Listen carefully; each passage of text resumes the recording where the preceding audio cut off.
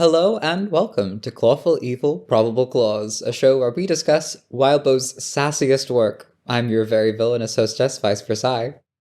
And I am your conniving hostess, Kipos. In this debriefing, we're covering Chapter 4.4.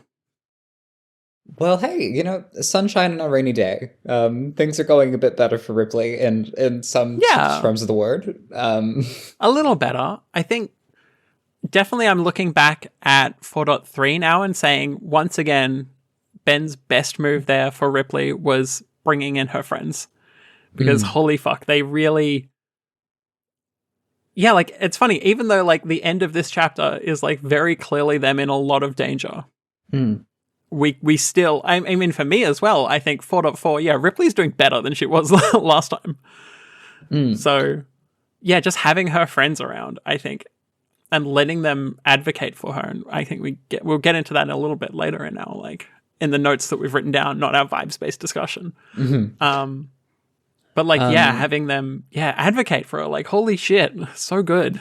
And it is one of those moments where I'm like, kids in stories can be very silly. I think there's the default sort of version of a child in a book where they do random things and say superfluous nonsense and then don't really contribute. But the conception that a kid is not tired of the world and is sees the injustice in it and thinks it could be better, and they are right to think that it could be better. It's like they just come on in and they point out the bleeding obvious, which is that everyone's being rude to Ripley and in ways that are very unnecessary. I mean, even when Blair does it, she does have that childish silliness, because she's like waving her like ridiculous food around and it's dropping all over Ripley's shoes and it's dropping all over, like, it's silly, but at the same time it's incredibly serious. Yeah, like sometimes you need someone to scatter food onto your shoes and say everything's going to be okay. It's kind of strange that none of the adults in the situation could have done that, but I'm especially with how we then get to, because they step in and eventually get Eve some wind in her sails, and we begin to see why she didn't have that initiative on her own. I think Eve is an interesting one. I think there are a lot of times more times last chapter, but a few times this chapter where I'm kind of like, she's in the scene and she's not doing enough, I think. But there are some times where she does amazingly, and I think she does really, really well.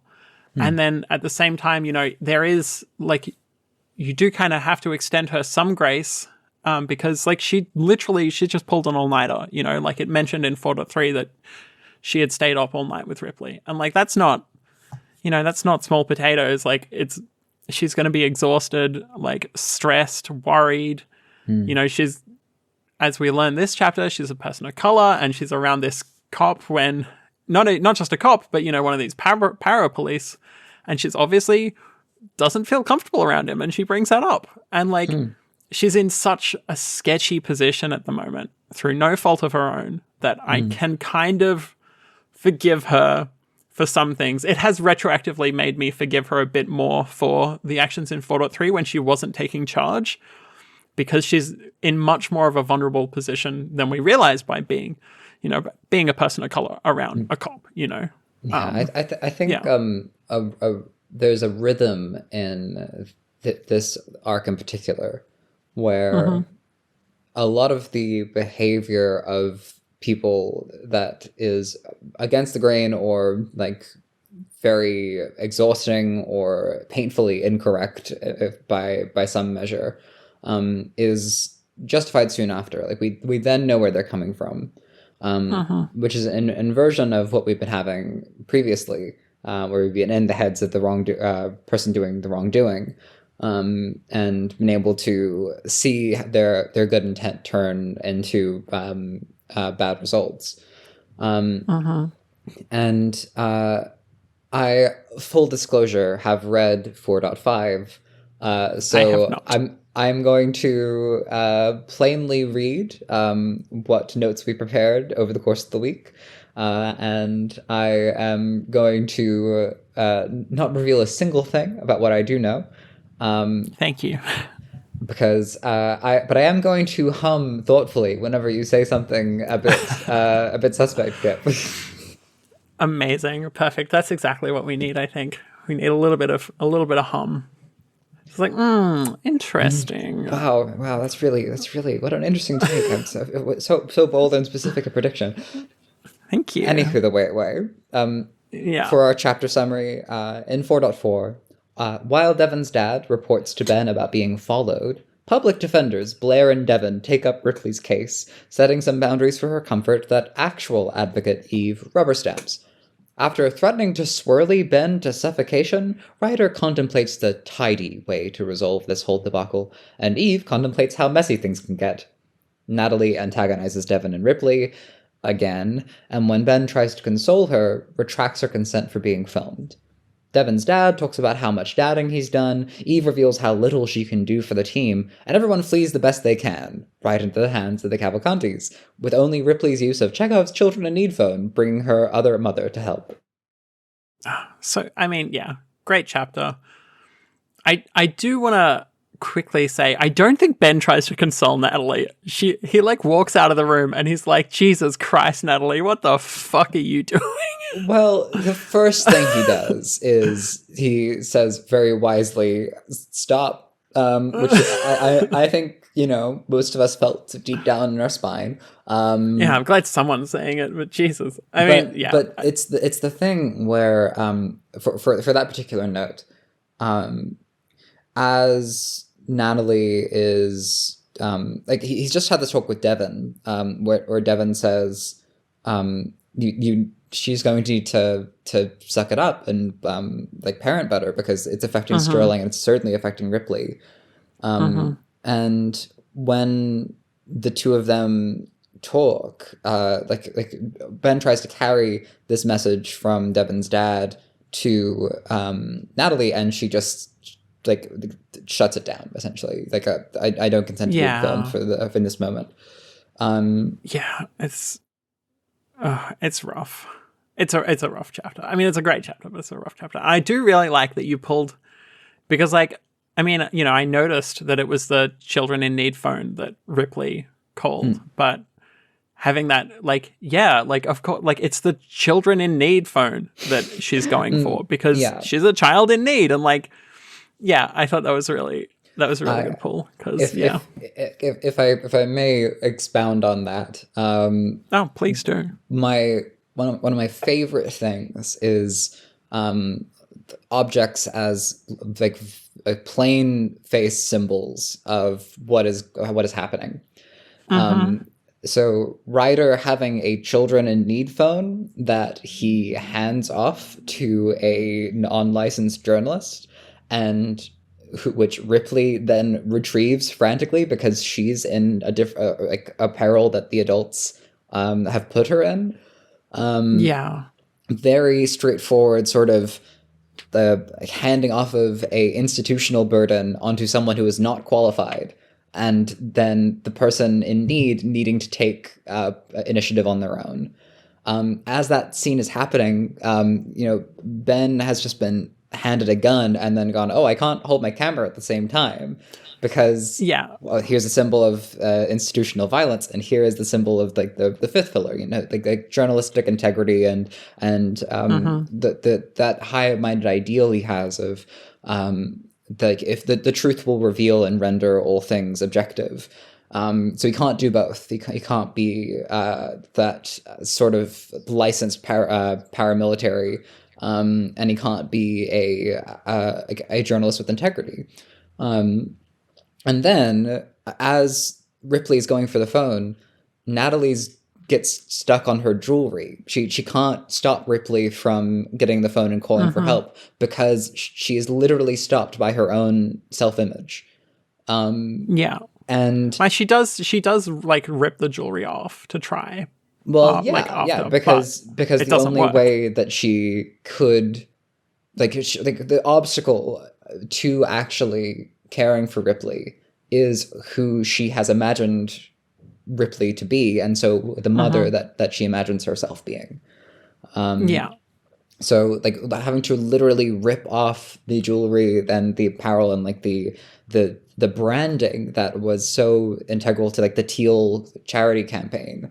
Like she talks all about that her love of color, and like naming Camellia and Sterling. Like it's it's very clear that she, much like Ben, is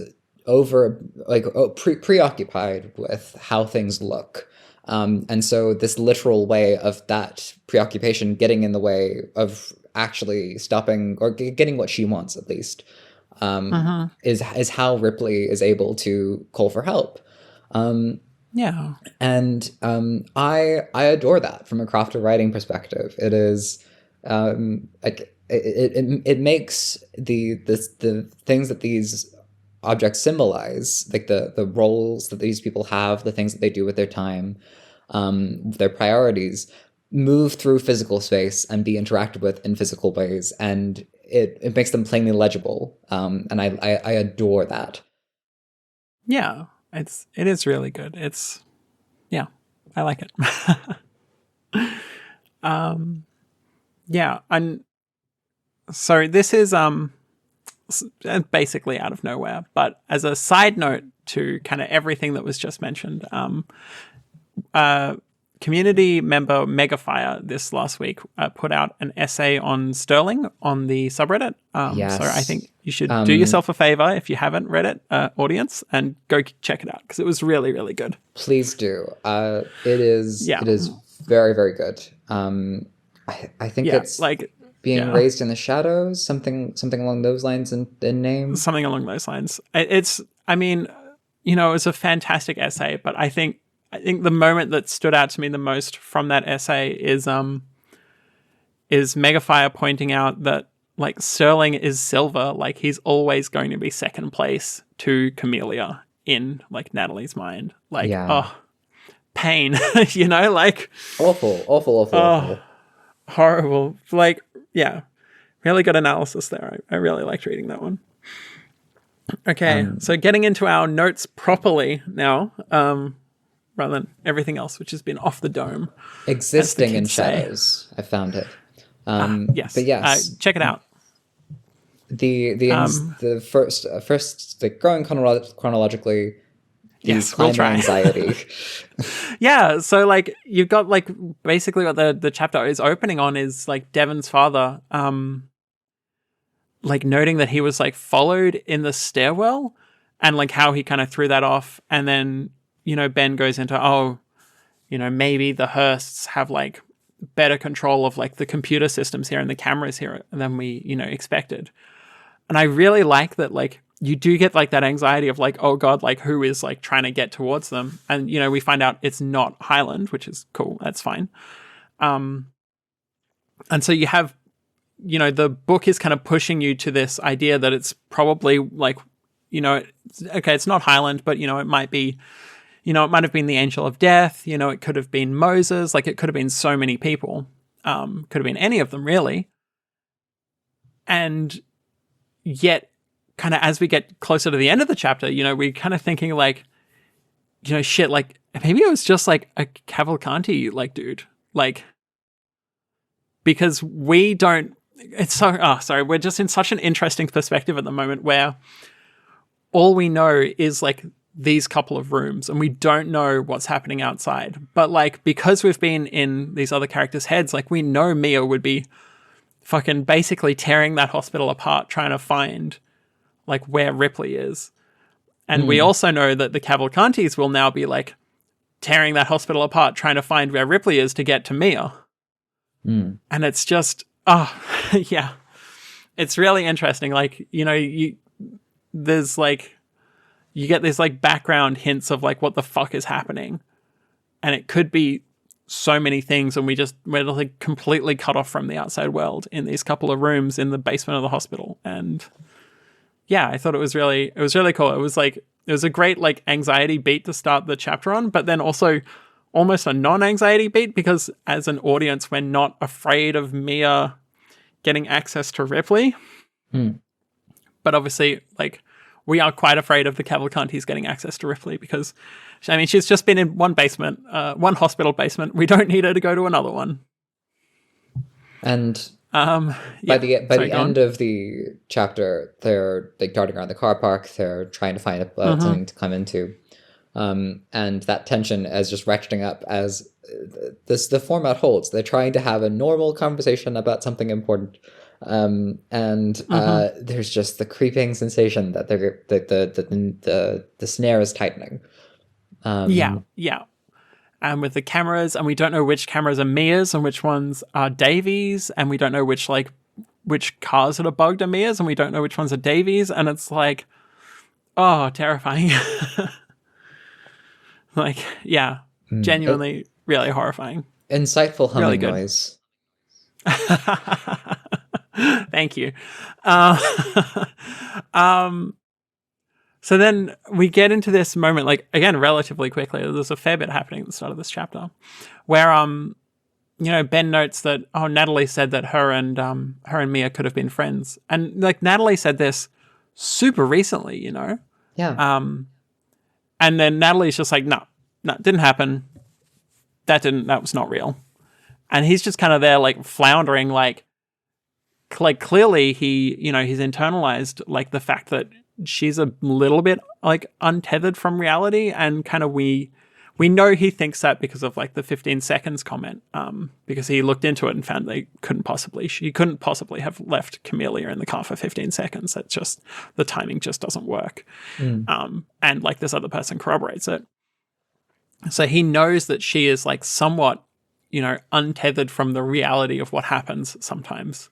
And he's just so shocked that it's gotten worse because, and, like, she notes that, like, at some point in this chapter, I don't remember if it was around here, but she notes that she didn't expect things to get harder, like, when she had, like, again, Camellia with her. And again, it's like, it's really tying into a lot of what we were talking about last week, where, obviously she's viewing Camellia as this perfect child that functionally she doesn't exist, rather than the real messy reality of having Ripley there with her.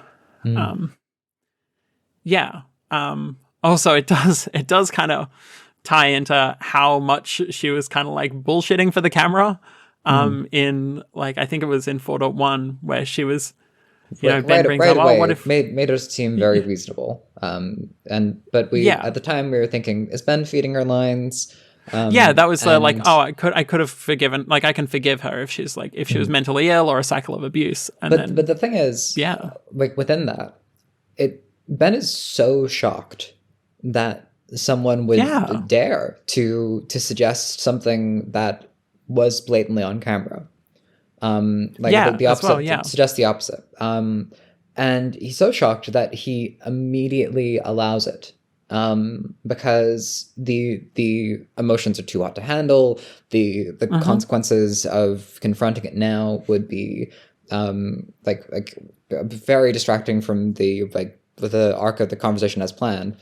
And I think that this is a beat that he says with Eve as well.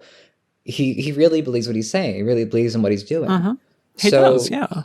At the time we were pretty critical of Ben volunteering those lines, but now it seems that it wasn't so much that he was feeding her lines, but rather that he knew what the correct answer was, what by rote what the thing that you ought to say to be most agreeable and most correct in stats would be, like, to take a moment to note that someone might have mental be part of a cycle of abuse as well, to take a moment to consider, like, whether there is a way through. When Natalie agreed, he didn't question that, because that was on camera, so she must agree to it. And what he is essentially going through now is what has happened to a lot of news media, which is, if you just say the direct opposite of what has been recorded, and then you do it with enough gumption, and you don't make yourself beholden to facts.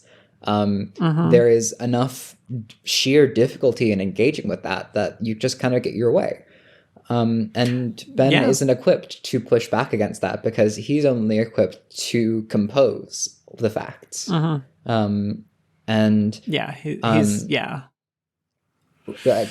that's really all I have to say on that at the moment.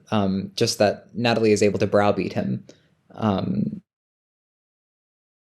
She can just, because her perception of the truth is changing so much, then she can say things like, no, I never said that. Like, I never would say that. That's just not true. Well, and she would never say perfectly, it now, so... Yeah, and so she never would have said it. Yeah. In her mind. So, because it's not... Yeah.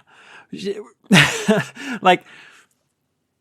But because she has such conviction in that he doesn't have a response. And even if he did, like, even if he said out loud, but it's on camera, she wouldn't agree.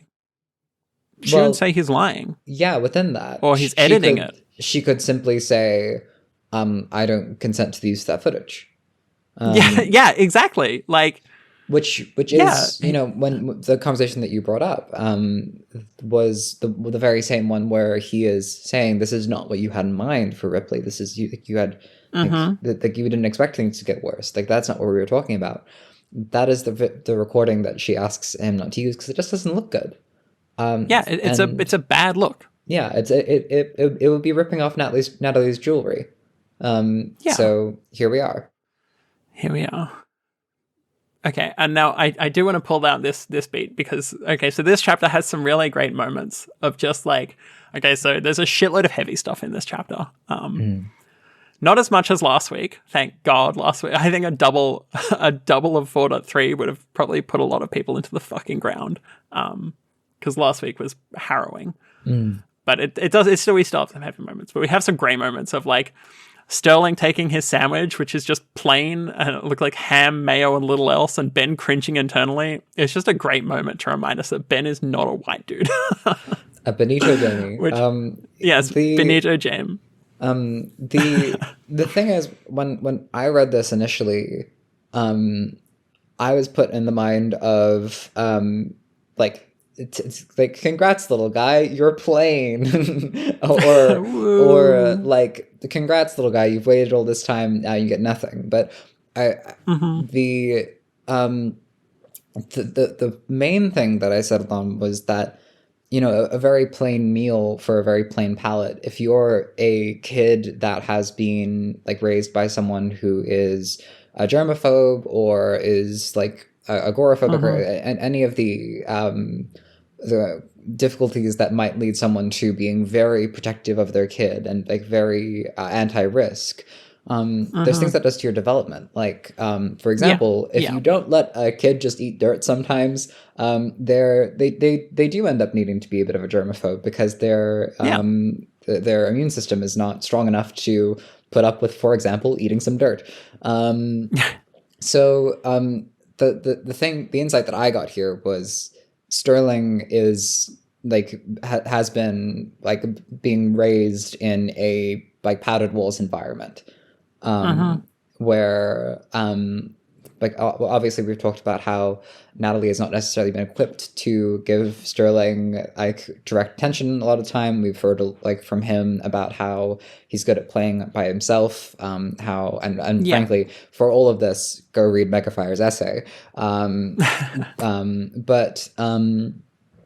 The sentiment I got there, at least, was that he probably couldn't handle anything more complicated because this is what he has been raised on, and he doesn't have a strong enough stomach for anything interesting. And there's also like there is a self-diminishment in taking the plain option. It's saying I'm not going to impose upon anybody else.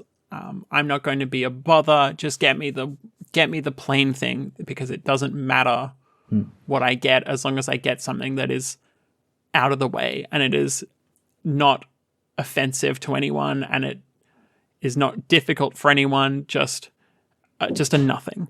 And like that's like genuinely sometimes that's what I do. Like I will, if I feel like default's the easy option. If I'm feeling, if I'm feeling like bad in myself, like if I am having a really bad mental health day, sometimes I'll just say, just get me the plain thing. And it's like, I might kind of want a more like a nicer thing, but sometimes it's just like, I want to be so out of the way and so overlooked at the moment. Like just do not, no extras, no anything, just ham and mayo, like just a nothing. Yeah. And which, that is of course, I think that's where Sterling will end up at this rate. But I'd be pretty confident that at his age, the food is being chosen for him. So like that degree of taking up minimal space is actually being placed on him by Natalie. He's internalizing which it is currently. Even more fucked.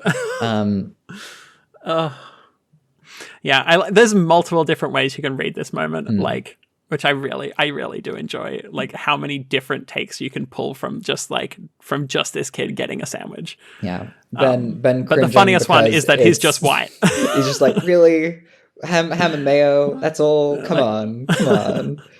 He's not getting anything. Bitch, have some personality. Shall we talk about Eve?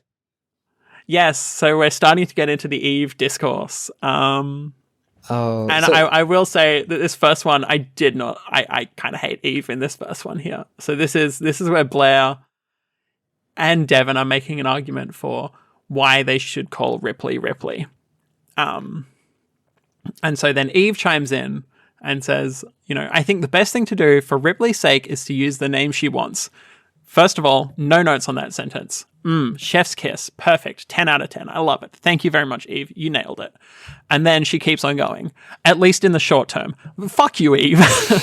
Fuck you so much. Like, the way you don't need to try and take that from Ripley. Like, I know people have talked about like this being a move to like work with Natalie and like massage Natalie's like anxieties, etc.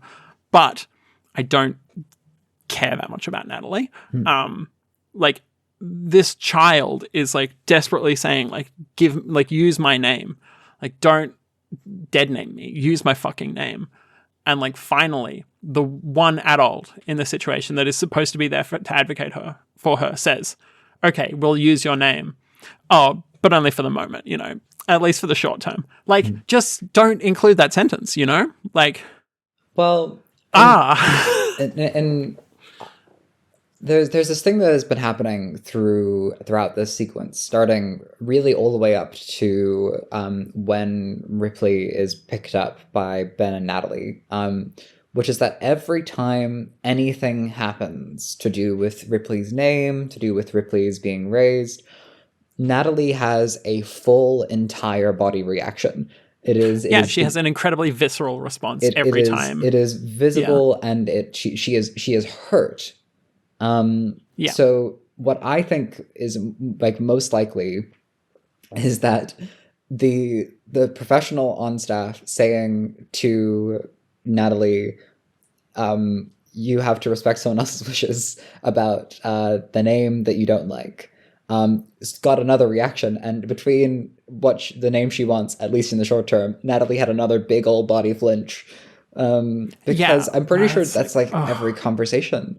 So like, Eve, and at least in my mind, is characterized as someone who does care about people and does want people to be like healthy and well, but has no slack on her rope and has absolutely exhausted.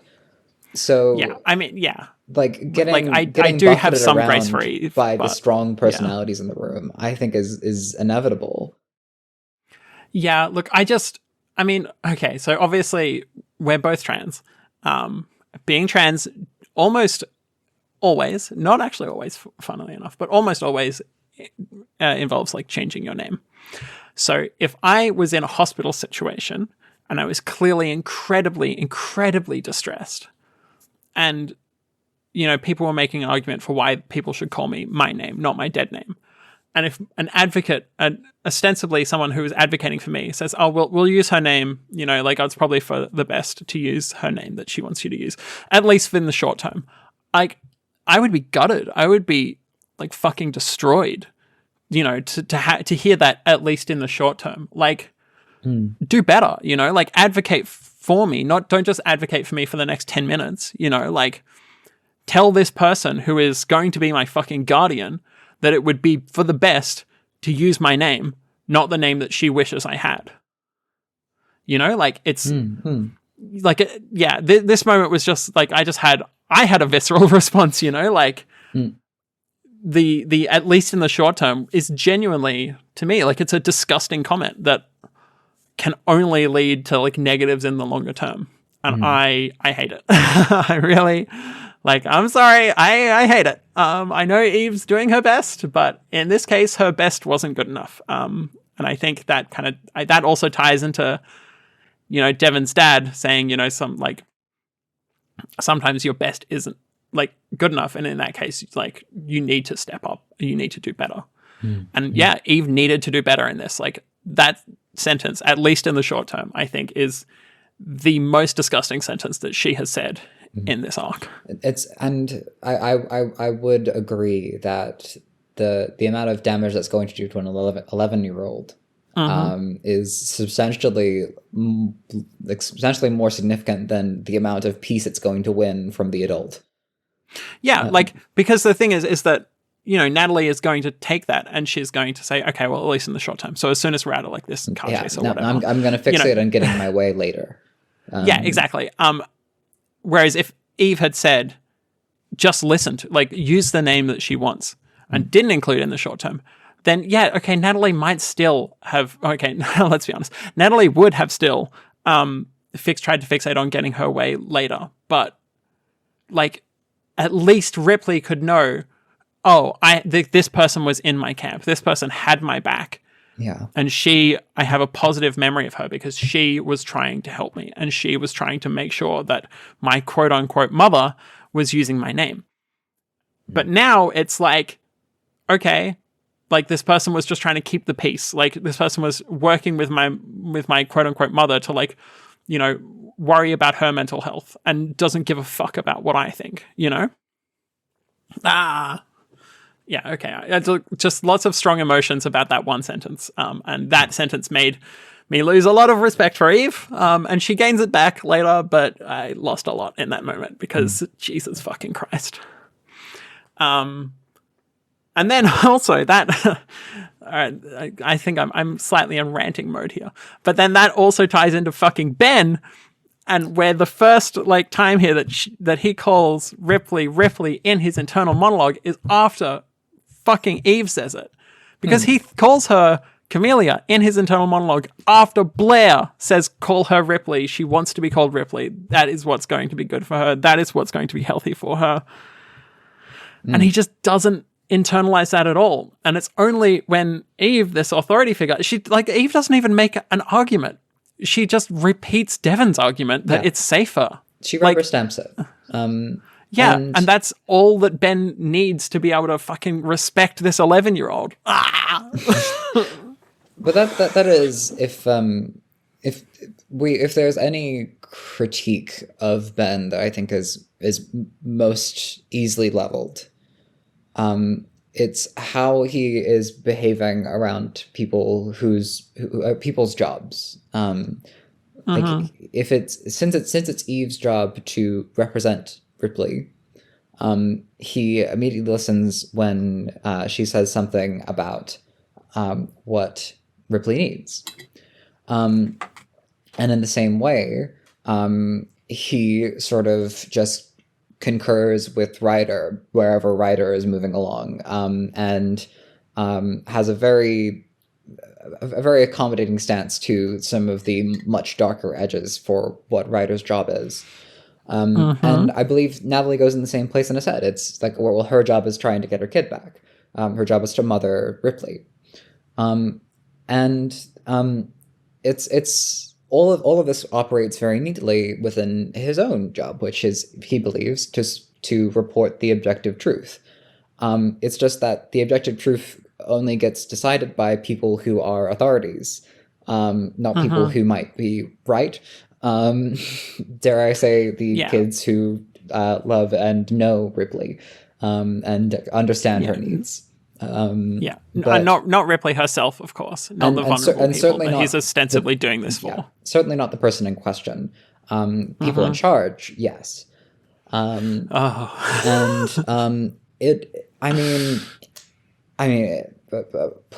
Put most incisively, thoughtful, insightful humming noise re 4.5. We'll get there next week. I mean, I'm looking forward to reading it. I'm probably going to read it pretty soon after we finish recording. So you've pulled some quotes here if you'd like. Okay.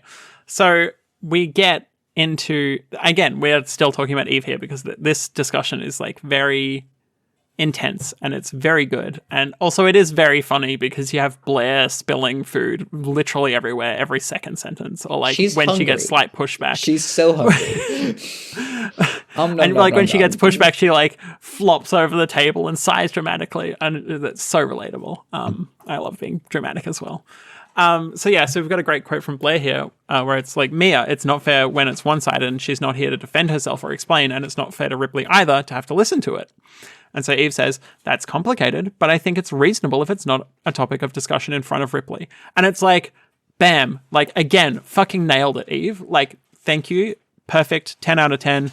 Use that fucking language when you're talking about Ripley's name, for God's sake. Because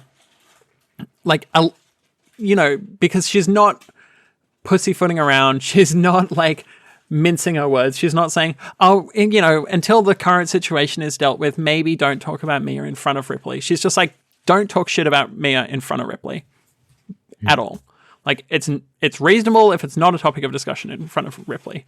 And that's like, yeah, of course that is. Like, and that is the same level of grace that she should be giving to Ripley's name. Like, as I've written in our notes here, a name is no less emblematic of our souls than our family is. And for some people, a name is far, far more emblematic of our souls than the family. Like, like, I don't know. I was simultaneously happy with Eve for this sentence and like super frustrated with her because of how it relates to what she was just saying.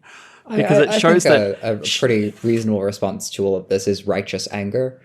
Yeah, but like it shows that she knows the right things to say here, and she knows how to, work her way through this conversation. And she just was not prioritizing Ripley's like identity, and that fucking sucks. That sucks. Yeah. And. Yeah. Pretty soon afterwards, it becomes clear as to why she might have been hesitant in general, which is we get Ryder's thoughts on being Rod Ryder.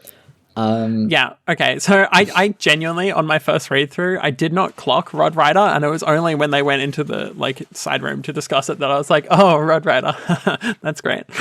But also, so I mean, it is funny. Like, it's a funny little name, because road riding.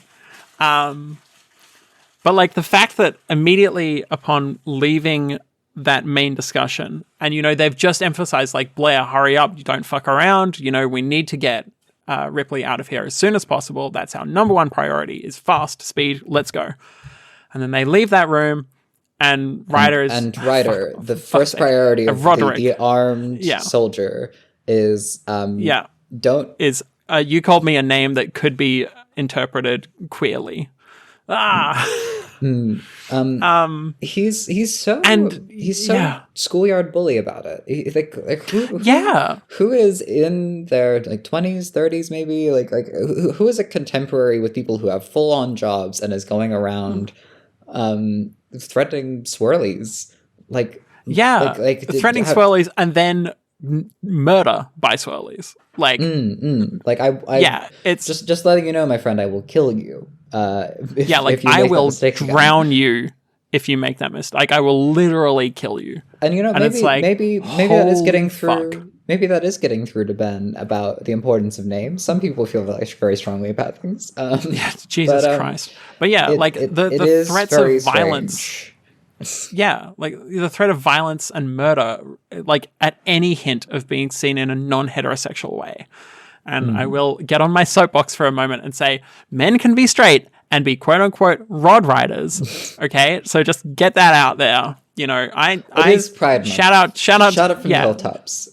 Here, I'll pass you shout the out flag to while my you're on your soapbox. to my straight allies, or not even straight allies, but like just straight people that like straight men that like taking it. Good for you guys. Hell yeah. But like it is seen in society as queer to basically, I don't know. Look, yes, okay, well, it's seen as it's to be a quote unquote Greek, rod rider. You know, it's like back in the fully ancient times, the perception of sexuality in like, you know, like I'm pretty sure there are debates between some of like the real foundational Greek philosophers about the moral implications of being a top or being a bottom, essentially. There was that troupe of like an older fellow and a younger squire, where specifically that was the top and that was the bottom, and like, so to be young and effeminate was to be penetrated, and so to be like mature and leaderly is to deliver penetration. And you know, very fun for a society that uses a lot of spears to be talking about that so much. But it is archaic to be so concerned. But it is, it's archaic, but it is also modern. It's archaic and it's modern and it's juvenile. Frankly, it's childish. Yeah, it is for like these are outdated values that are based on concerns of like self-esteem and like how you are perceived, based on something that can be an entirely private matter and have nothing to do with who you are as a person. And the way that it makes Ryder feel is that he has to tell someone that is a fully grown adult, not like, hey, please don't do that, or like, did you do that on purpose, or like any sort of like practical conversation, but to threaten him with violence, which is very childish. Yeah. And I mean, look, the intersection of these things is that the 11-year-olds are being emotionally mature, and the 20-something is not, and the 20-something with a gun is not. It does it in plain view of Eve, because he knows full well that he can just get away with this. That's why he hasn't grown to because he's a cop. Yeah. But like, as we know, any hint of queerness must be violently oppressed by patriarchal power structures, and being a white male cop is about as patriarchal power structure as you can fucking get. And the fact that he does it in front of a third party and doesn't even think of it, you know, it doesn't matter that she's here to see this. And it doesn't matter that he's on camera, because of course Ben is always filming. Yeah. Yes, which is a good segue. Thank you. But it's very classic Ben that he just has assumed consent to everybody here being filmed. Like, at all times, if you're in the same room as Ben, you must assume that you are being filmed. So, like, Eve had no fucking idea that she was on camera throughout this entire interaction. And even, like, the way that they frame it here, like, because, you know, Ryder's saying, like, oh, that dies on the cut, like, on the editing room floor. Like, you cut that straight away. And Eve is like, oh, you were filming? And Ben's like, oh, yeah, I was filming, and here's why. But he's still filming. He didn't turn off the fucking camera. Like, he's still recording them. So he can't even be honest and say, yes, I was filming. For what it's worth, I'm still filming. If you would like me to turn the camera off, I will do that for you. Like, he just assumes that everybody is okay with it because it's central to his worldview that it is a good thing to do. And I don't like him. You know, it would be really nice if recording a cop made you safe from their behavior. That'd be really nice. It would be nice. But yeah, that we've also had pretty recently. I think there was that little clip in 4.3 of one of the striking cops plainly saying that they don't want to be filmed because Yeah, that's somehow at tension with their trust. It doesn't actually make it any was sense. the chief of But police. Yeah, it you is. trust us, but you need us to like have body cameras on, and it's like fucking Christ. It it's Fuck. how does Ben put it? The ugly but necessary changes in the law. Yeah. Look, thank you again. You're segueing perfectly here onto my notes. What can I say? My brain usually works this way, so I'm happy to set you up. Thank you. Yeah. So the way that he says like ugly but necessary changes in the law is such. I don't know. It's so liberal. It's so capital L liberal. Like just the way that you see the. And look, I did also note in my notes, and I wrote this down, and I said, this is such a liberal way of looking at this, full stop, essay. So I do want to write this essay. But, like... You can put it on the album with Mega Fires. Yeah. We can have a big compendium by the end of this. I would be very honored to have an essay in this, talked about in the same sentence as Megafire's essays, because Megafire's essays are always excellent.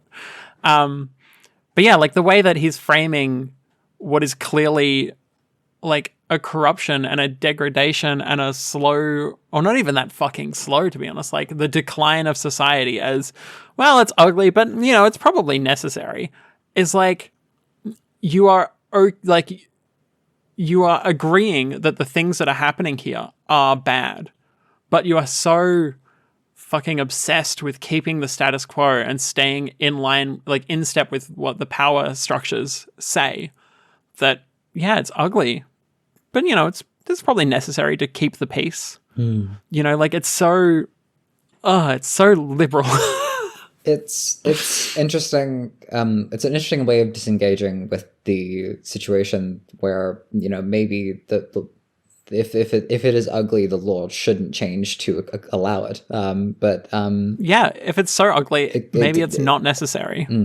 But that pretty neatly brings, like, Ben has this whole reflection on the matter of like what writers sort of what writers' good day looks like for like how power police function, and there's this essentially a bounty system of it's a double bounty. Like we'll get the payout from the government, we'll get the payout from the interest group that was able to get a para police like licensed marshal on the situation, and that's a good day because everyone gets paid.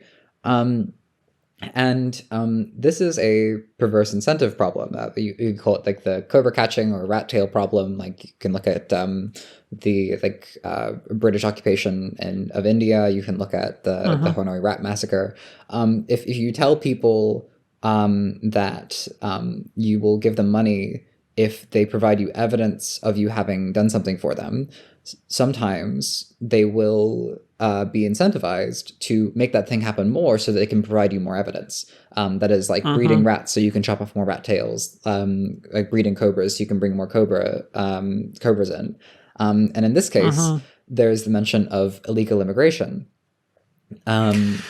which, holy fuck. We've seen a lot in Claw of the kind of crimes that are going on. Like, there's local terrorism, there's like burning of national parks, there's there's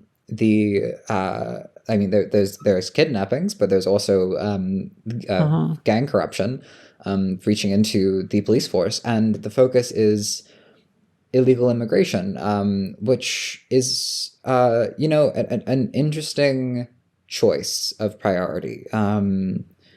It really speaks to the government, as like we've been hinted at what the government is like a fair few times now. But yeah, this is just another point in the incredibly right-wing, super nationalist like government agencies or government horrifying like, entire thing. Yeah, horrifying to think that people are still trying to get into America. Oh, when Jesus it's like Christ, this, because it's pretty bad. It's pretty bad, and apparently it is pretty among horrible. the better options. Yeah, and like also when talking about like these parapolice that can essentially murder their way through the fucking country because the judge will sign off on whatever they do, and Ben notes, Ryder doesn't deal with this stuff. He he doesn't deal with a lot of what other people do. He mainly gets angry about like kidnapped children. But then he talks about like what the other marshals do, and it's like, oh, murder. Okay, fair enough. That's that's not again, I'm not okay with the marshals. I'm not okay with the parapolice.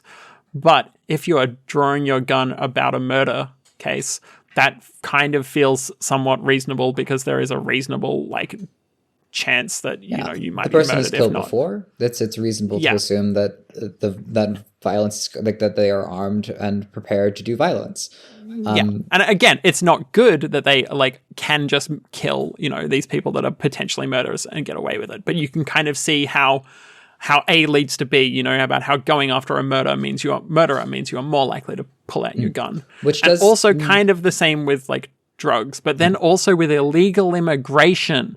These people will pull out their guns and kill people and get it signed off on by the judges, and it doesn't matter. And it's like, holy fuck, that is horrible. That is genuinely horrendous. The risk of a license being repealed because of poor service and conduct in the line of duty is apparently zilch. Yeah, and like that's the thing, like because Roderick talked about it like in 4.1? Yeah, in 4.1, I think. When he did like a little interview with Ben, it's like, oh, if something goes wrong after I pull my gun, I have to talk to a judge and I might get my like license revoked. And I was already like, that's not a fucking enough. But like the way that's not even true, because and like okay, so we get into this slightly later. So I'm the one that's like fucking with the continuity of our notes here. But like Roderick notes that join me on the dark side. Indulge your fantasies.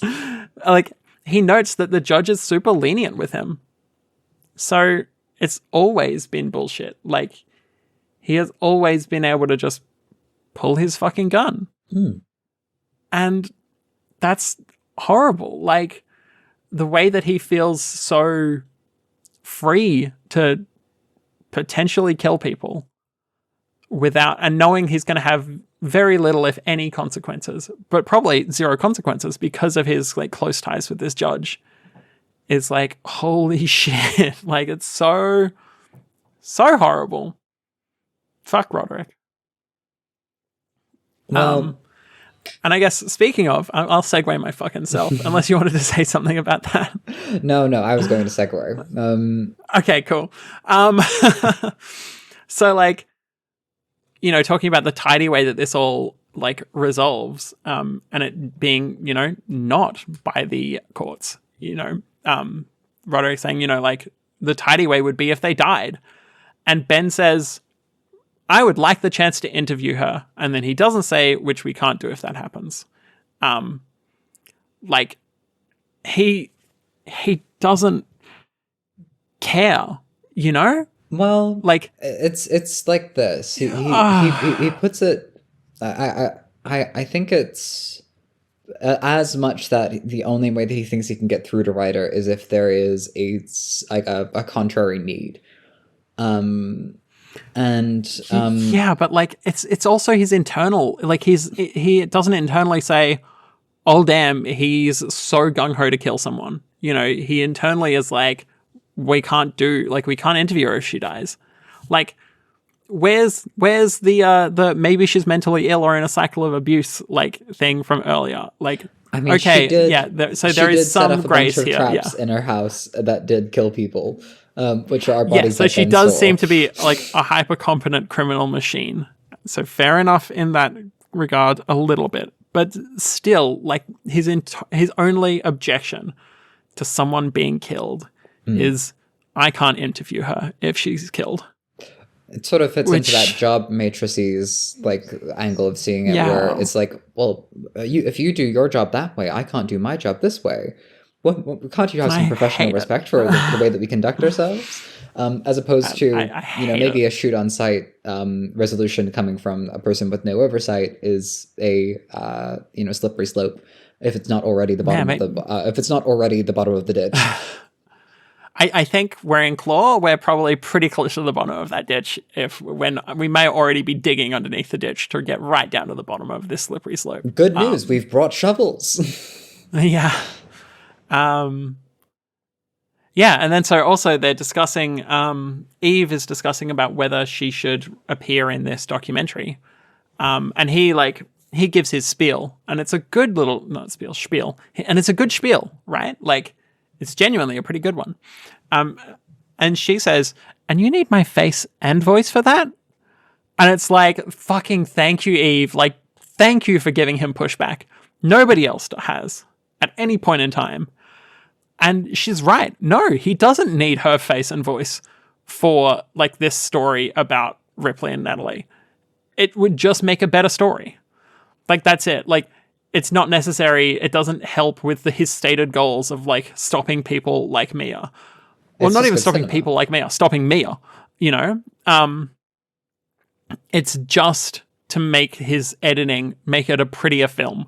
You know, like Yeah. fucking thank you, Eve. Wait, yeah, this is back now. I'm like back 100% on Eve's team. Like, thank you, Eve. You're very based for this. It's at this point that Ben has to rush out of the room, but we will return to Eve pretty soon. And Yeah, she keeps on being cool. she keeps on being cool. The thing that might not, I'm not sure if we touched on properly, is that Eva's been very careful around Ryder in particular, because the existence of Ryder and the way that he conducts himself, the way that he's doing his work, especially for someone that has the insight to go, that's a very childish man with a gun, that has just admitted to violently childish as well. Not just childish, but yeah, equipped to be violent, and apparently has no oversight. I've just learned all this. She later reveals that her situation is pretty similar in terms of like the institution that she's in is similarly in ramshackles. So the wait, were we jumping to the next section? No. I'm only noting that the way that the attitude she has to it is so like she thinks that Ben ought to be on the same wavelength here. Like she just gestures at her face, like aren't you picking up on this? And Ben, like we're not white. He is a white childish man with a penchant for threatening violence and a gun. And Ben just kind of he struggles. But that's Ryder. I know Ryder. And it's that Eve is existing in a lucid and very exhausted state of knowing the institutions that she's operating around and in proximity of, and Ben is pretty much taking everyone at their word, regardless of whether or not he should. Yeah. Ugh, Ben, what are we going to do with him? Okay. So Ben rushes out of the room, and now we get Natalie, like, very loudly being like, did you ask for her permission? To Ripley and Devon when they're fucking hugging goodbye because they're best friends. Scream again. But like the way, and like everybody knows that she fucked up. Like Ben walks out and is like, what the fuck, Natalie? Devon's dad, like later on is like, only one of us here seems to be like losing our fucking minds. But like the way that she's misusing and kind of abusing the language of consent around this, like, because two best friends do not need to ask for permission to hug each other. Like, people have assumed boundaries around people that they know well, and that is a good thing. I'm not going to say to my friend, Or I'm not going to say to my partner every time I see them, can I give you a hug? You know, I'm just, because they are my partner or because they're my friend, I'm going to give them a hug. And that's fine, you know? Because that is a very valid... You've communicated these things already. You can infer details from substantially less information. Yes. Like just reading someone's people face that you've known for a long time. Yeah. Yeah. Like, you know, you can like assume a level of consent for certain things with certain people. And if you are best friends, you can generally assume a hug is appropriate. And especially because they have been hugging and it has been appropriate for both of them. And again, this is Natalie pushing her boundaries onto Camellia again. Not Ripley, but, you know, this is Natalie pushing her boundaries onto Camellia and having that interact with who Ripley is as a person. Because Natalie is on her heterosexual nonsense and she thinks 2 11-year-olds hugging when they are fucking traumatized is inappropriate because boys and girls shouldn't hug. It's like it's peak heterosexual nonsense, you know, like they're friends. On this particular note, this is where I need to hum and sound insightful about 4.5 as loudly as possible. And okay, so I'm looking forward to it. It's going to be a shit show, I'm sure. We will revisit this particular point for certain. Natalie is so hyper vigilant about the boundaries of children. Yeah. And well, I don't even think she is. I think she's hyper vigilant of Camelia's boundaries. It seems as though Ripley is her only priority at the moment. But we have seen that when Sterling was alone with Ben, she immediately intervened. And we have seen when she was observing the playground, she was very freely making commentary to Mia about what she was like, of what her opinions were of each of the kids. So she had those opinions. And they were not good opinions. I mean more to draw attention to the fact that she is paying that much attention. It's a weird priority to have, and it's like on Ripley. It's very straightforward. This person is holding the location where my daughter is supposed to be, and I need them to behave in the way that I imagined. Otherwise, it's going to hurt. That is very nonsensical. And her analysis, I would say, is very nonsensical. But the fact that she is so sensitive to this sort of interactions, there's one thing that I feel is not too much like I'm just reading from 4.5 to point out something incisive here. Natalie is very alone. Yes. She's got Ben. She doesn't really have Ripley's biological dad. No. He sometimes plays video games with Sterling. And sometimes she goes over and they scream at each other. Sometimes they yell. Sometimes they fight again. See if they, can leave another baby in the car. But Jesus fucking Christ! Like I'm not noticing Vice that she hasn't... You cannot say that. You can't say that. I can be scathing too. I honestly have. There's a lot about Natalie that drives a lot of people up the wall. But I don't think there's anything actually wrong with caring this much about the safety of kids. Look, about the safety, yes. I think, but I think that she is. Sorry, go on. Furthermore, unable to recognize that this is a friendship relationship. I don't think that she has any friends who are men in her life, because she has Ben. And that's very strange for her. That's a friend. Lot. Yeah, and he's the only person. So like, in terms of they're trying to model the kaleidoscope through which Natalie is perceiving these two. Heterosexual nonsense absolutely is the conclusion, but how does what strange things are happening in the lens inside I think a major component is that she can't empathize with Ripley and Devon. She does not understand what she is seeing. The idea that they are friends and they are different genders, throwing her off. How does that even happen? Never happened to me, so it can't be a thing that happens. And Yeah. I'm that is where my I pin is think, located yeah. at this moment, because it is ridiculous how sensitive she is to just everything that is happening here. And I I think don't it's think that is also, coming yeah. entirely from an irrational place. I think that is coming from a place of the trauma that we know, but also like a sheer lack of anything to model off of.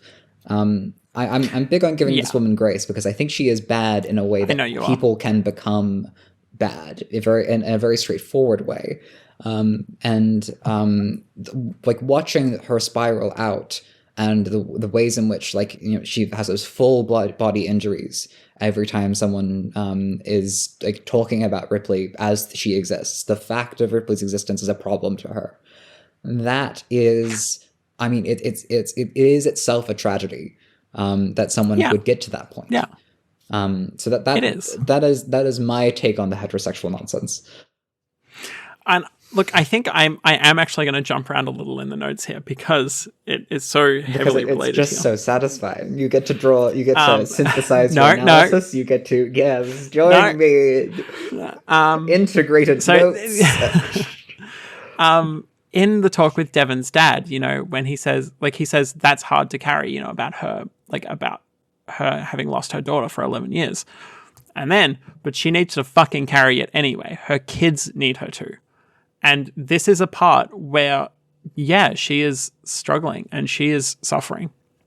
But, and I brought this up in my live read with a very not very good analogy of people dropping the ball.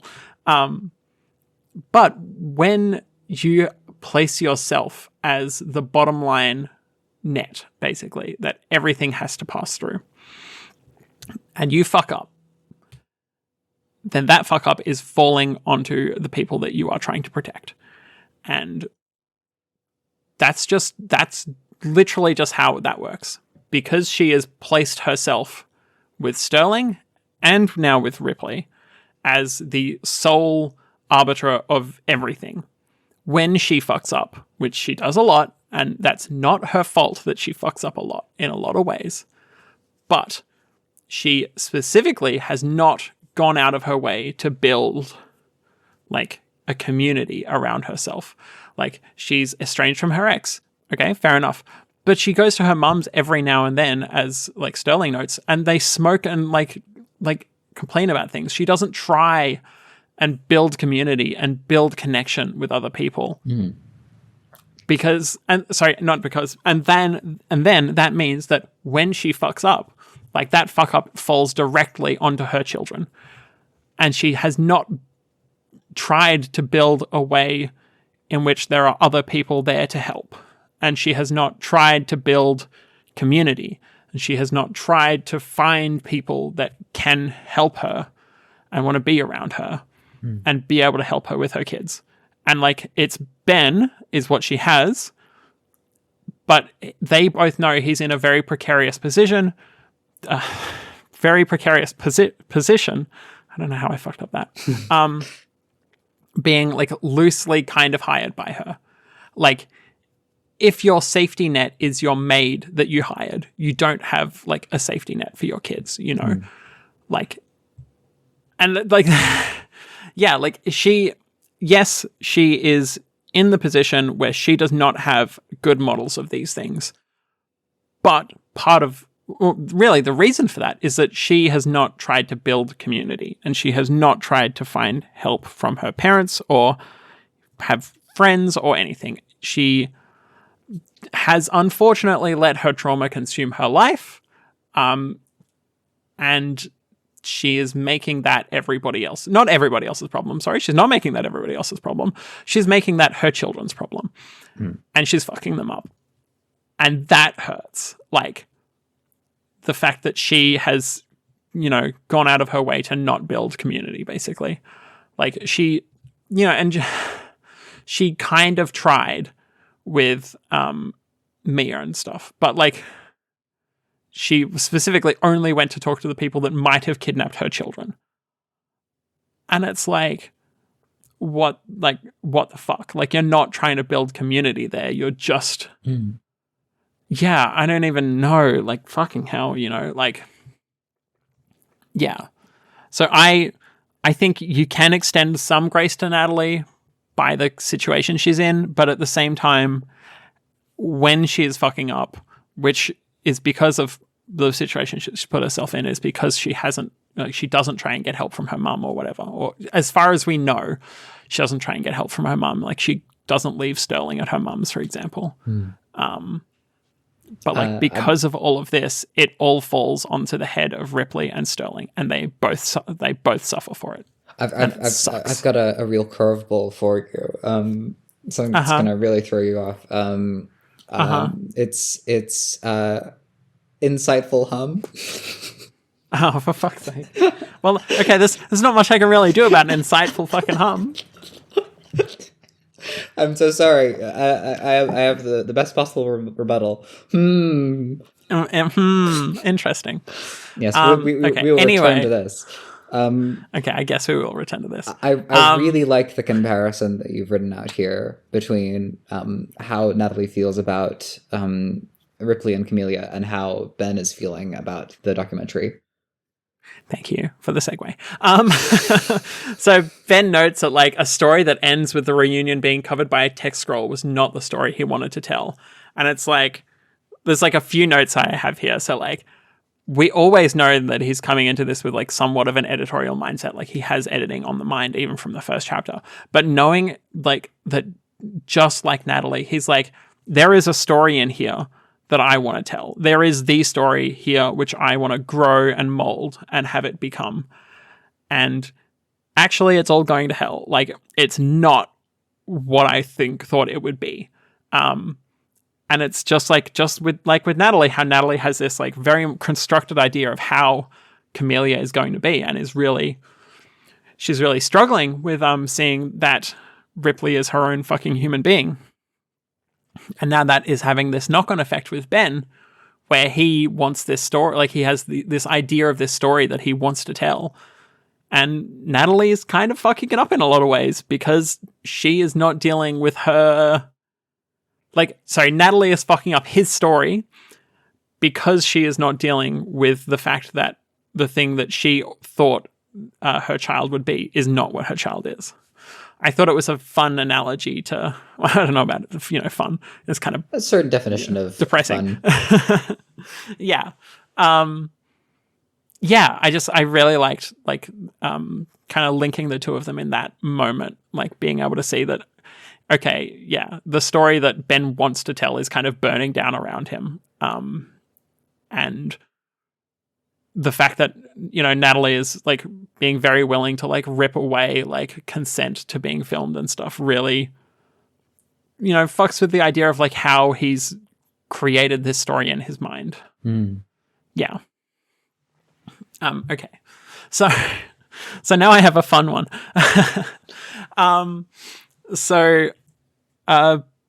I think Ripley asks if Sterling's been bored, or maybe, Ben asks if Sterling's been bored. And he's like, I wasn't that bored, but I want to watch on TV instead of on a phone. And Ben's like, huh? What? Oh, right. What shows?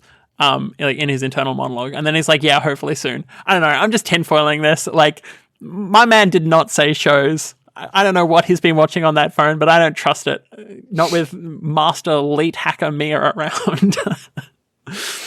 Sterling, I don't know. Sterling is actually watching a top 100 Roblox trick shots video, which I understand is really hip with kids these days. It probably fucking is. And I bet that's doing great things for his brain.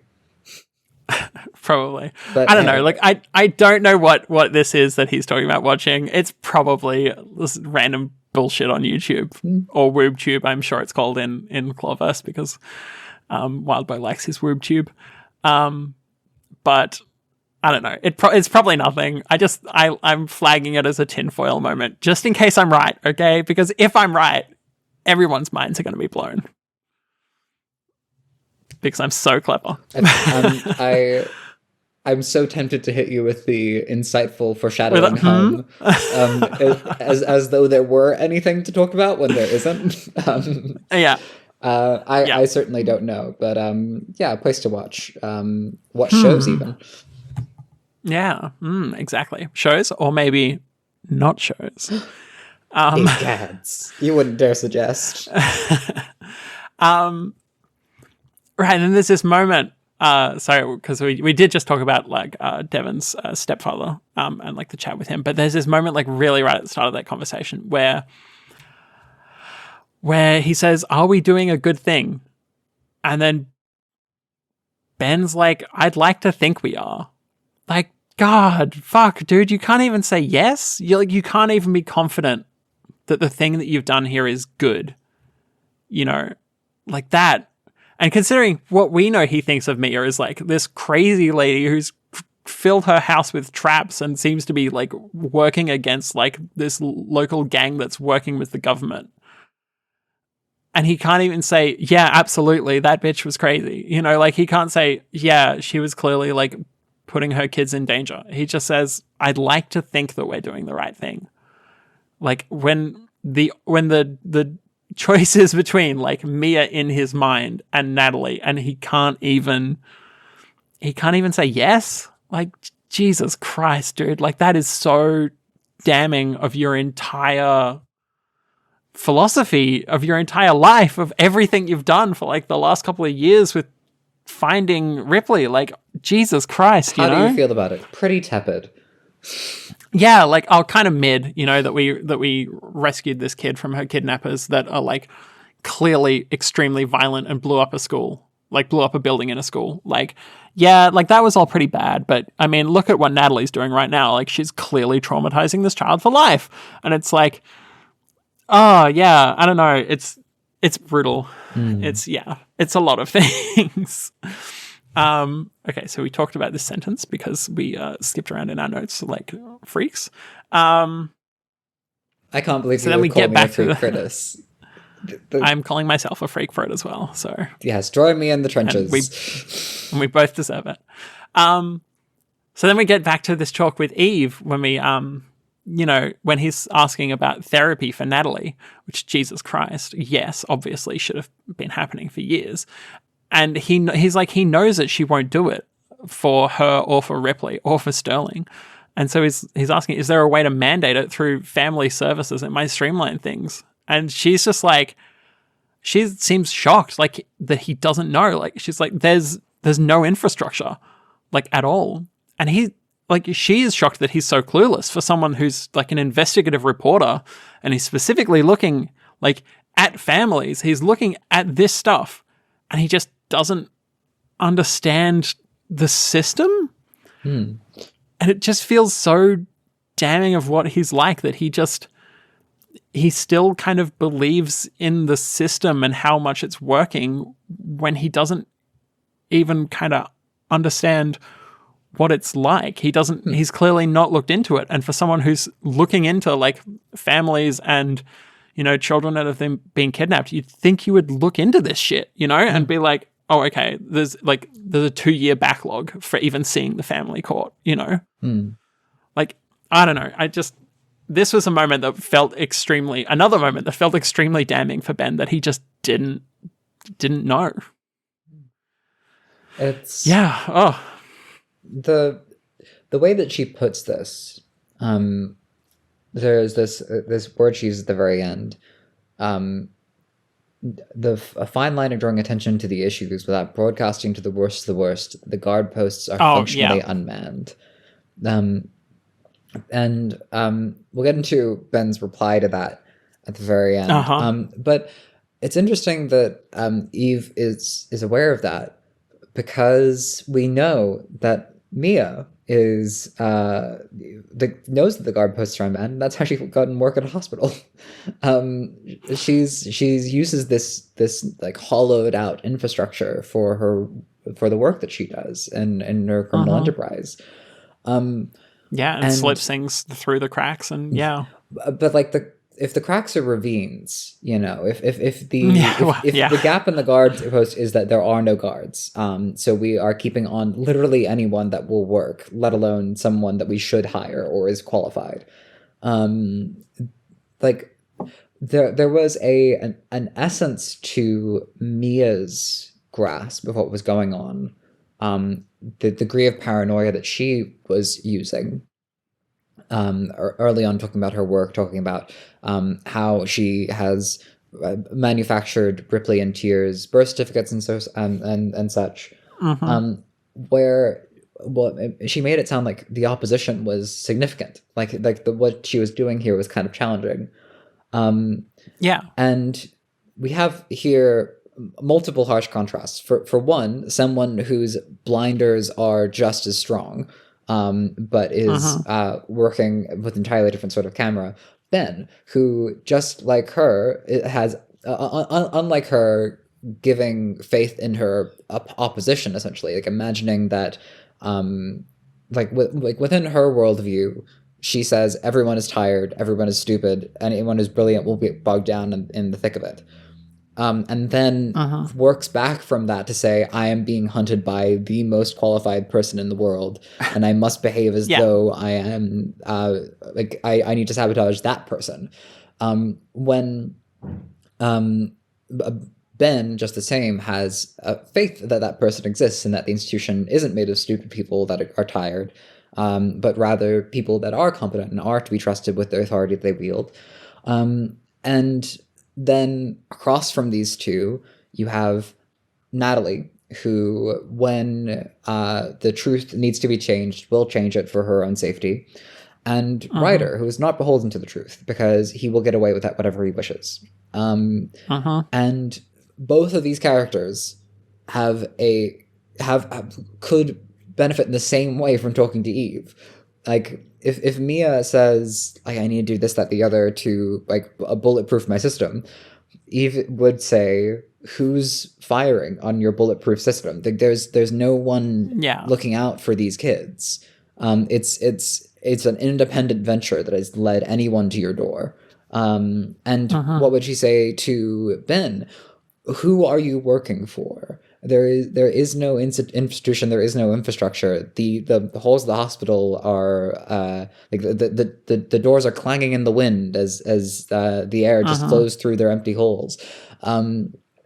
This is a criticism that can land as squarely on Mia, whose tunnel vision has meant that as the fires on the horizon have encroached further in and more of the fiascos have evolved, that it had to get all the way to her doorstep before she started to act about it. Just the same, Ben is taking all of this time, it's like years that he worked with Natalie. He's taking the crisis moment to realize just how much he's been taking for granted. I'm going to jump ahead one time. Ripley Ripley says it's good to be curious. It's one of her, being curious about the world is good. Keep it up. It's one of her sass. It's top 10 lines in the book. I think it's just it's so savage as a response. And I genuinely believe that an absence of curiosity has for Mia it's paranoia. For Ben it's complete lack thereof. He trusted that everything was going to be fine when he accomplished his mission and didn't put a single thought to Natalie's going to need help. Things are going to be hard. Yeah. On that note, did you want to talk about Ben's reply? Right. Yes. I definitely do want to talk about Ben's reply, because he hears, the guard posts are functionally unmanned. Like, she can help. She is very willing to help and, put out the correct type of information that could get help to, like, a widespread big issue that is society, like, impacting. And he says, I don't think it'd sell. People don't want a dose of reality. He doesn't process it, He doesn't stop and think, holy shit, like, our institutions that we trust to help children are fucked. And so many people are being harmed. And I could help. I'm in a position where my camera, my little fucking camera that I think, the world will get better if I shine the light of truth on things. I'm in a position where I could make this, and maybe I could make it after I've done the documentary with Natalie and Ripley when I've got a lot of eyes on me, and maybe I could put this one out and get a lot of eyes on this to the point where I could help. And he just doesn't. He just says no. He doesn't think about it. There's no, I pulled the quote here, and it's right after she says the guard posts are functionally unmanned. He just straight away says, I don't think it'd sell. People don't want a dose of reality. End of conversation. And it's Jesus Christ, dude. This is the situation that your little worldview is built on. Get the light of truth in there. Get someone that can help point your light of truth so that it's not broadcasting the fact that the guard posts are unmanned and that people who are very sketchy could come in and do a lot of harm. But point it so that it's, pointing so that it is constructing the right argument, which is, that we need more help in these infrastructures. And you just don't. You just don't care enough. You don't think it'd sell. You don't think it'd sell. You don't think you'd make money off of it. You could fucking make it yourself. And you could put it out. And it would you could do a lot of good. It would be, but it wouldn't make bank. And but he just doesn't. He gives up before crossing the starting line. And that is so tragic. It's interesting. Yeah. I especially like your model of seeing the documentary as Ben's kid. Ben's priorities have been locked in for what the documentary will achieve. He's only now beginning to consider even a little bit about do I want to end it on the reunion? I don't think so. Was it the right thing to do to get Ripley in the care of Natalie when Natalie is such a mess? I don't know. He's only now considering these questions, and one of the things that he won't budge on is that when we first in 4.1 heard him give him his opinion, he said that he'd be okay if it was a cult following. He wants fame and money, on a level that is firm enough that he rejects out of hand this offer to do any good. And it's it's rough. It's a hard read being in Ben's mind, in Ben's point of view, because he's so focused in on the wrong things. It's almost being a realist, or at least he probably thinks he's being sensible. What a shame that it wouldn't sell. That means it can't be done. Is a pretty strange conclusion when perhaps the thing to say instead would be, perhaps I don't need money as a motivation. And especially when he's in this perspective where he does have this other one lined up that he thinks will earn him a lot of money, which is, the one with Natalie. And that he's just so willing to write that one off. And even if he thinks no publishing company would pick it up, he could publish it himself, he is talking with his own documentary here, he's talking about doing all the editing anyway. So it's not like he needs a team. He just needs a team to market it. And if he's not getting a team to market it, that's fine. It's still good to put this out there and get the right eyes on this problem. I don't know. It's so heartbreaking, because it's a good version of Ben would hear Eve say this and be yes, immediately, yes, here's my number. I'll once this crisis is over, I'll get back to you. I will come and, I will give you as much time as you need to give interviews and talk through this stuff. And we'll get this message out there. We'll get this story out that this wide infrastructure needs help, or things are going to get worse. and children are being hurt. But Ben's not the good version of Ben, you know? I mean, as much as I might get some dislike, you know, like, I don't like him. I think he's a bad person. And this is a lot of why. Like, this kind of... In a very normal way. He's just... Yeah, exactly. He's not a hyper criminal, you know? He's here to... He's here to make bank. He's here to make something that he can be artistically proud of. He's not... He has... what he would morals and virtues that he thinks in terms of, but it takes a lot of pushback before he won't just fold a little bit back or allow something to pass or compromise on it. And that has happened a lot with Roderick, and it's happening in here. And I just think, I don't know, this moment is just like the perfect encapsulation of what Ben could be, and he stumbles before he crosses the start. Not even crosses the finish, you know, he doesn't even start. Ugh. And then anyway, Eve like leaves on the best note ever where she steals his pen. Yeah. Like, it's so petty. And, I love it so much. I'd be petty too after a conversation like that. Like, yeah, absolutely. Sorry, no, I'm not gonna do that difficult thing. It would be too hard for me. Yeah. Not even it would be too hard for me. I'm not going to do that difficult thing. I don't think I'd make any money off of it. So, oh well. So like, so based of her to just steal his pen off of the consent form that he. But you know, like there is the world where this is a stick it to you for where the intended move is, Ben, you've just said that you will only save children if there is a price tag, or you will only like work to like defend institutions and then like the important things that you are even now depending on, like reaching out for hope of getting care for Natalie. You've just said that you won't help because it won't pay. So I'm going to take your pen, and so that you can't get anyone else to fill out this form, because I don't think you have that. I don't think you should on a moral level for me. There is that world where Eve is being very clever, and I think Ben sees it that way.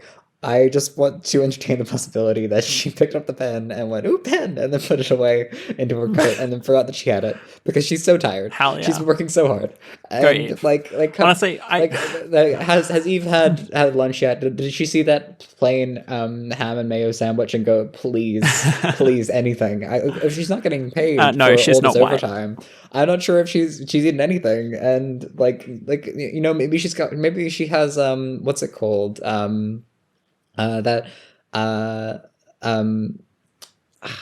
thing where you will eat inanimate objects. Pika. Pika. Eat inanimate objects. Well, eat she wanted a non-edible snack. objects. I just implied that you have to, that people only ever eat animate objects, which is sort of yeah. I'm not necessarily advocating the eating of cars. I meant to say edible. But yeah, I think you can read this as a stick it to the man moment, but also I think it's just as likely that she's just so tired. I love it either way. I think this is Eve leaving the story, and I love the way that she's done it here. And I hope for her sake it is Eve leaving the story, because I don't know. I don't think good things are happening to the people in this story. Yeah. So probably for the best. Okay, so moving on from that. So we get this moment when they're walking like through the towards the cars, when Ben is asking like, "Oh, you know, recently you found you had a new cousin, right, Ripley?" And she's just like blanks him, like no comment. And Ryder says, Roderick says, "I've got it written down here as Ryder," because as Ryder because that's how it likes to be referred to, and it's important. So Roderick says, "It'd help us help her," and then Ripley replies, "Because you're doing such a great job with me, right?" Which, like, first of all, she's such a little sass queen, and it's so fantastic. I really love it. But also, like, that's part of the problem with everything they've done here, because they've just repeatedly traumatized this child. They haven't given her any good reasons about anything that's happening. Like, no good reason. Why would she try and? why would she try and take like Tia or Valentina away from Mia and Carson? Like, she doesn't think Mia and Carson have done anything wrong.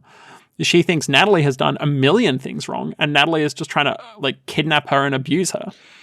Because in a way, that's kind of what Natalie is trying to do. In a way, this entire scenario is balancing on the pin of Valentina saying, "What if you tried overalls instead of coveralls?"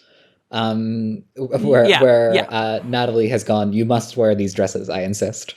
It is upon this fine precipice blade of an edge that the whole story is cut, because otherwise, if Natalie had been cool as Valentina, then Ripley would maybe volunteer some information about her cool new older sister. I mean, there's a story here where, you know, Ripley is confused and terrified and scared, but understands somewhat and doesn't know what's happening, but is torn. And Ripley is not torn at the moment. There is no part of Ripley that is like, there's 0% of Ripley that wants to stay with Natalie. There's probably like 60% of Ripley that thinks that Mia should take Sterling away, you know, like, because Natalie hasn't shown her any care. You know, she hasn't shown her love. And that's all that Ripley gets from her family is love and care, basically. And that's what she needs. And the fact that her quote-unquote real mother is not showing her that, it's like, yeah, why would she help you people? She hates you people. You know, there's that further amazing moment about the curiosity where, like, you know, Ripley says, "Oh, humans are my favorite people." Except for 3 humans right now, obviously being Roderick, except for 3 very specific humans.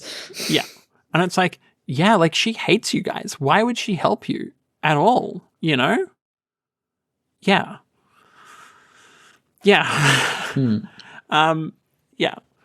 And then so we get Ripley using Ryder's Save the Children phone to phone her mum, which is, of course, we brought that up at the start of the episode, but it's such a good moment. Real hero, multi-murderer, traps people in and gasses them.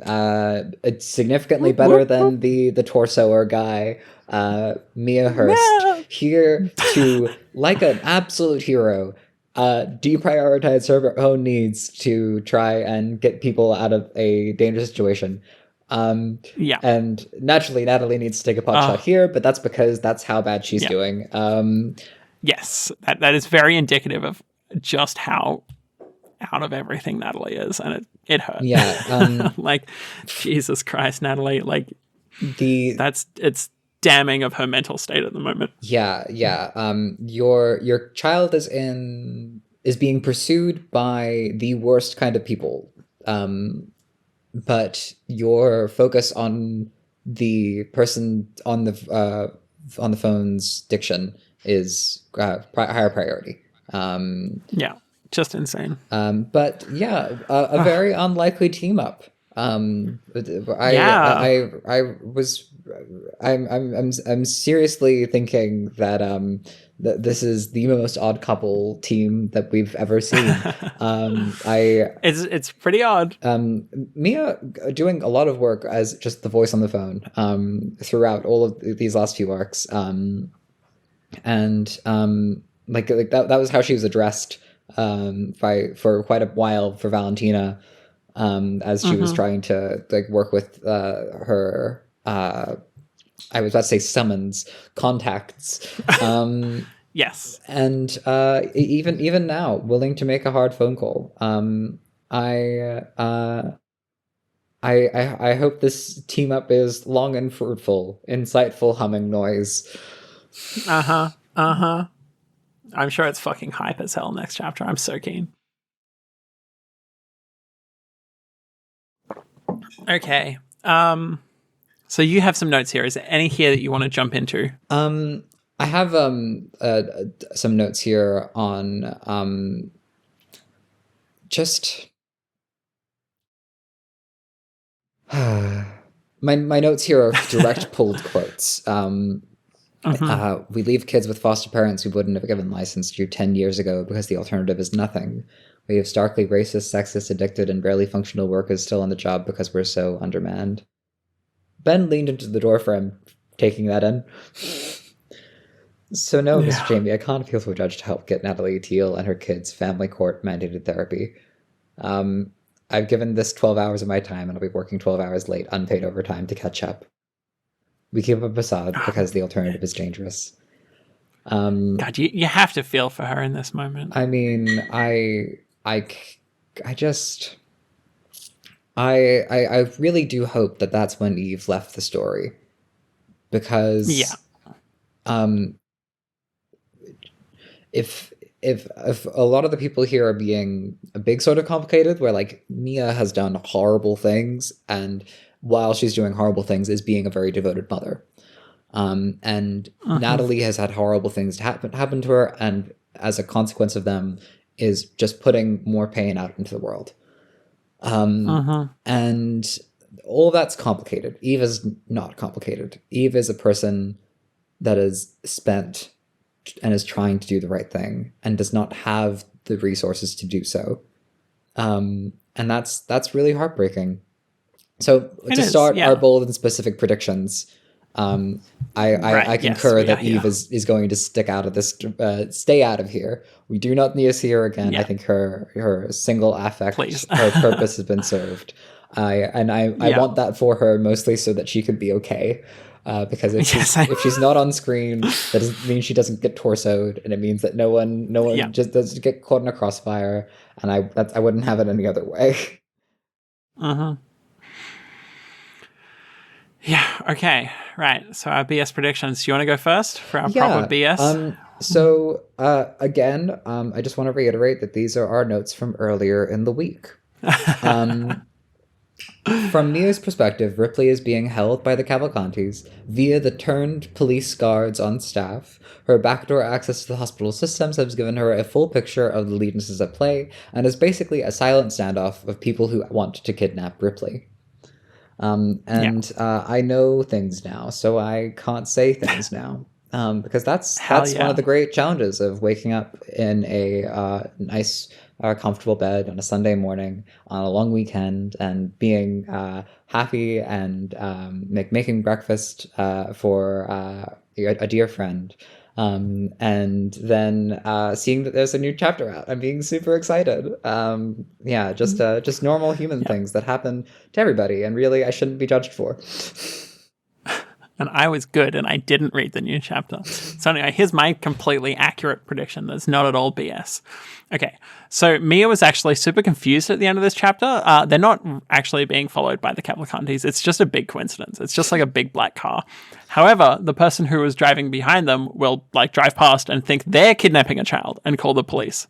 And thus, the Cavalcantis will then get on their trail. Yes. That's my bold and specific prediction. I think it's 100%. And it's wild that I know for a fact that you wrote that before the chapter came out, because it's so incisive and so insightful, and just like the prescience that you really attuned to the narrative tide of the story. It's incredible, truly. Yeah, I mean, basically, Wildbow, step aside. I can finish off this book. Jesus Christ. Sure thing. I couldn't get through that one. Oh boy. Okay. So for our discussion question, last week we asked, if someone brought you a hospital care package, what would nourish yourself the most? Okay, so Sleeping Beluga said that they have a small plush beluga that they've had for many years, and they think they would appreciate the plush in that moment. I like that one. Titanium Frycook says that they've always wanted to read Stephen King's The Dark Tower. Aside from their laptop, which they read Pale on, that would be their pick. They can't really paint minis if they're in a hospital bed, which, would be pretty difficult, I think. I mean, could give the sheets a new coat of paint. And if Ripley's anything to go by, those smocks are very boring, so, could help zazz things up if you brought in the mini painting kit. True. Coblin says that they've been hospitalized a few times, and the thing that 100% helped them most was having their mom there. Chocolate second. And I think that's possibly the most true statement about well-being in general. Chocolate and parenting. And chocolate and people you love.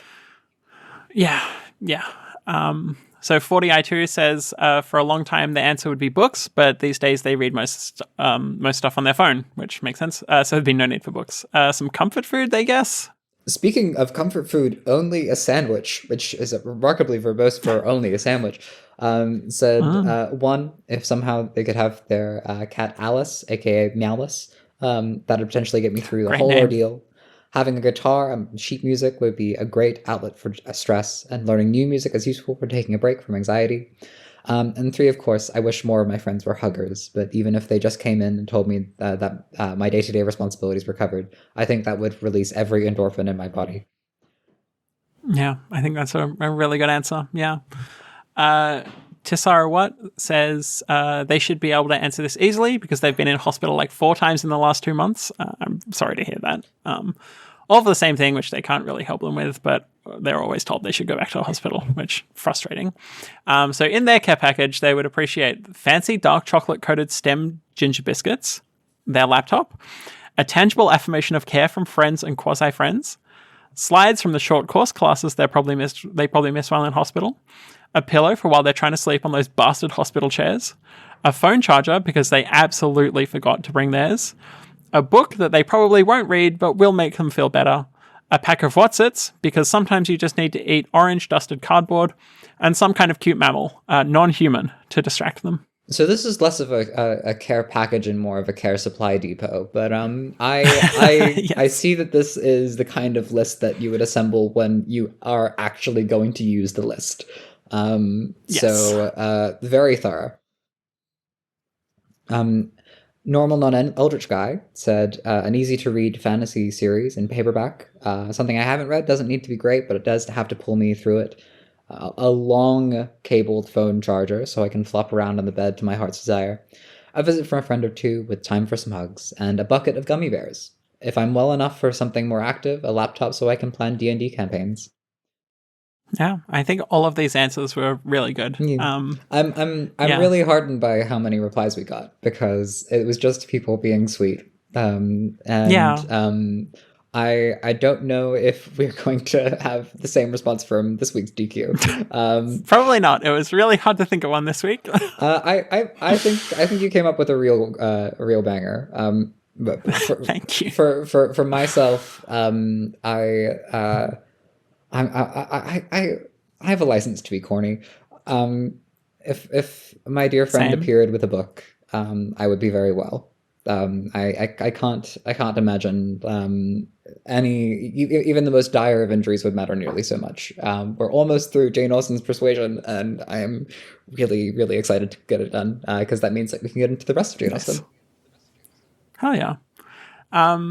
For me, I think honestly, just having my partners come in and see me would be, amazing. Or the care package of my bestie flying out from America to come see me would be, amazing. A very materialistic answer for me is just food, like made with love and just good food. Sometimes just good food really does help. Indeed. Yeah. So this week's discussion question is... What is a petty way that you could get back at an annoying journalist? Are you going to steal their pens? Good luck answering that one. Are you gonna smudge their camera lens? Are you gonna what is? Oh, that's a good one. I'm really thinking like the emphasis here is on petty. Like very petty. They are being annoying. They don't deserve they have good intentions. They don't necessarily deserve something truly terrible to happen to them. Are you going to steal their pen? Yeah. Or I think that I would put their camera on record. Well, hold on. Then turn it toward the wall. And then I just let it run out of power and fill out its entire memory with the same recording. That's my answer. You're giving away your answer for next week already. I can think. I have a whole week to think of another one. Okay, that's fair. Okay, so that's it for our episode today. Thanks everybody for listening. So check out Wildbow's Patreon at patreon.com/wildbow. This is his intense car chase scene. We're just anxiously calling our mums. Please give us a rating and a review on the podcatcher of your choice. And if you want to chat to us about the show or follow along with live reads, check out our channel on the Doof Media Discord. Find the invite link at doofmedia.com/discord. Bye for now. Bye.